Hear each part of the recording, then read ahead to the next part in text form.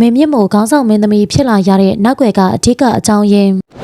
မင်္ဂလာပါဒီနေ့မှာတော့ပရိသတ်တွေကြားထဲမှာအခုတလောရေပန်းအစားဆုံးဖြစ်နေတဲ့မေကွန်းတစ်ခုရဲ့အဖြစ်ကိုကျမတို့ရှောက်ဖေးသွားကြမှာပါအဲ့ဒီမေကွန်းကတော့ဘာကြောင့်ဂျူနီယာမင်းသမီးမေမြင့်မို့ကခေါင်းဆောင်မင်းသမီးနေရာကိုရောက်သွားပြီးအကယ်ဒမီဆိုဗီယက်သစင်လုံးဝိုင်းရဲ့မင်းသမီးကသူ့နောက်ကဇပုတ်နေရာကိုရောက်သွားရတာလဲဆိုတာပါပဲလက်တလုံးယုံတင်ပြသနေတဲ့ဆရာကြီးလေရင်သားစောချစ်ရဲ့နမဲကျော်ဝတ္ထုပန်းမြိုင်လဲကဥယျာဉ်မို့ရုပ်ရှင်စကားကြီးမှာဒီကိစ္စကအကြီးမားဆုံးဝေဖန်စရာဖြစ်နေပါတယ်ပရိသတ်တွေကတော့ပြောကြပါတယ်ဒါက casting ရွေးချယ်မှုအမှားကြီးပါတယ်ရှင်ဒါပေမဲ့ဒါကတကယ်တော့အမှားတစ်ခုမဟုတ်ဘူးရှင်ဒါဟာတမင်သက်သက်ဖန်တီးထားတဲ့ရွေးချယ်မှုတစ်ခုဖြစ်နေလို့ပါပဲဒီရွေးချယ်မှုရဲ့နောက်ွယ်မှာဘလို့အဓိကအကြောင်းရင်းတွေရှိနေလဲဆိုတာအခုပဲကြည့်လိုက်ကြရအောင်ပထမဆုံးအနေနဲ့ဒီဇလန်တွဲထက်ကတင်တင်ရွယ်ဆိုတဲ့ဇက်ကောင်အကြောင်းကိုနည်းနည်းပြောပြချင်ပါတယ်မူရင်းဝတ္ထုကိုဖတ်ဖို့သူတိုင်းသိကြပါလိမ့်မယ်တင်တင်ရွယ်ဆိုတာအရန်ကိုနူးညံ့သိမ်မွေ့တဲ့ရှက်တက်ကြောက်တက်တဲ့မြမဆန်ဆန်အေးစိတ်တည်ငြိမ်တဲ့မိန်းကလေးတစ်ယောက်ပါဒီကာရက်တာကိုပုံဖော်ဖို့အတွက်လက်ရှိအနုပညာလောကမှာလိုက်ဖက်ဆုံးကဘယ်သူလဲလို့မေးရင်ပရိသတ်အများစုက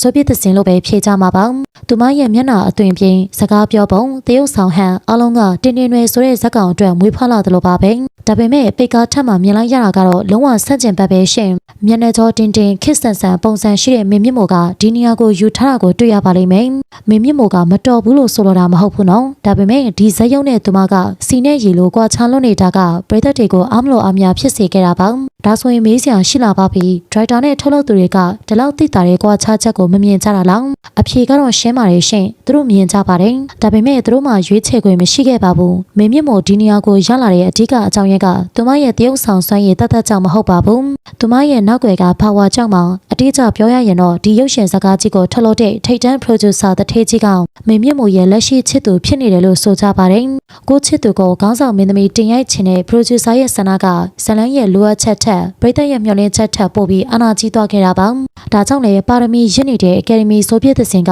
နောက်တန်းကိုဆုတ်ပေးလိုက်ရပြီးပါဝါရှိတဲ့ချစ်သူကိုပိုင်ဆိုင်ထားတဲ့မင်းမြင့်မို့ကတော့ရှေ့တန်းကိုရောက်လာခဲ့တာပဲဖြစ်ပါတယ်ဒီဖြစ်ရပ်ကနေတဆင့်ကျမတို့နောက်ထပ်စိတ်ဝင်စားစရာအချက်တစ်ချက်ကိုဆက်ကြည့်လို့ရပါတယ်အဲ့ဒါကနည်းပညာရှင်မင်းသမီးတွေရဲ့အိမ်တောင်ဘက်ရွေးချယ်မှုပါပဲနော်ဆိုဗီယက်သစင်ဘက်ကိုပြန်ကြည့်မယ်ဆိုရင်သူမဟာမင်းသားဟိဝရန်နဲ့လက်ထပ်ချပါတယ်ဟိဝရန်ကပရိသတ်ချစ်တဲ့မင်းသားတစ်ယောက်ဖြစ်ပေမဲ့ရုပ်ရှင်ထုတ်လုပ်ရေးကြီးတွေကိုပိုင်ဆိုင်တဲ့တထေးကြီးတစ်ယောက်တော့မဟုတ်ပါဘူးဒါကြောင့်သူ့အနေနဲ့ဇနီးတဲ့ဘလောက်ပဲတော်နေပါစေနေရာကောင်းတစ်ခုရဖို့အတွက်ငွေကြေးအင်အားနဲ့ဖန်တီးပေးနိုင်စွမ်းမရှိတာပါတစ်ဖက်မှာတော့ဝင်းမုံရွှေရီတို့လိုမင်းသမီးတွေကိုကြည့်ရင်စီးပွားရေးလုပ်ငန်းရှင်တထေးကြီးတွေကိုရွေးချယ်ခဲ့ကြတဲ့သူတွေပါသူတို့ရဲ့အနုပညာလမ်းကြောင်းမှာငွေကြေးနောက်ခံတောင်းတမှုကအထောက်ပံ့ကောင်းတစ်ခုဖြစ်နေတာကိုညှင်းလို့မရပါဘူးဆိုဗီယက်သစင်ကတော့တာမန်အနုပညာရှင်အချင်းချင်းကိုပဲဘဝကျင်ဖော်ဖြစ်ရွေးချယ်ခဲ့တဲ့အတွက်ဒီလိုအခွင့်အရေးမျိုးတွေမှာမျက်နှာငယ်ရတဲ့အခြေအနေကိုရောက်နေရတာပါဒါဟာဝမ်းနည်းစရာကောင်းပေမဲ့လက်ရှိအနုပညာလောကရဲ့ခါသီးတဲ့အမှန်တရားပါပဲပါရမီရှိပေမဲ့ power မရှိရင်နောက်ကောက်ကျကျရင်ရစမြဲဆိုတဲ့စကားက